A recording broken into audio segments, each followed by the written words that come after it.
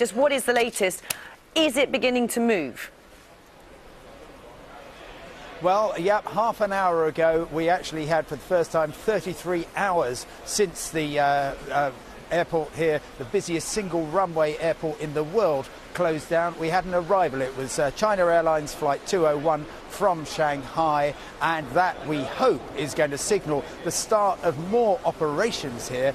But unfortunately, it is still going to get worse before it gets better. You can see behind me all these people arriving, but Easyjet alone by midnight last night had cancelled 48 flights to and from Gatwick. That represents about 7,500 passengers, along with cancellations on Norwegian, on British Airways. There will be, I'm sorry to say, an awful lot of people not going anywhere today. And bear in mind, this is the key date, the busiest day of the winter for most big British airports. It's not going to be here at Gatwick.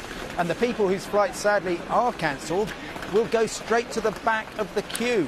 I count that we have about 150,000 people so far who are trying to get seats. Their flights have been cancelled, trying to find seats on the few flights with any room between now and Christmas Day. And for the last 24 hours here, it's been just utter misery. I've been speaking to many passengers, often telling the same story. Our airline has just abandoned us and we are sleeping on the floor. Awful. What are the airlines meant to do in this type of situation?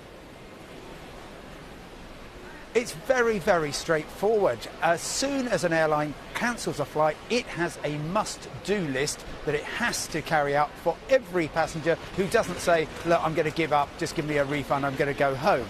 The airline has to book a seat on another flight, either on its own operations or indeed paying money to fly on a different airline. And if it means going round from here to Heathrow, they have to pay for the bus as well.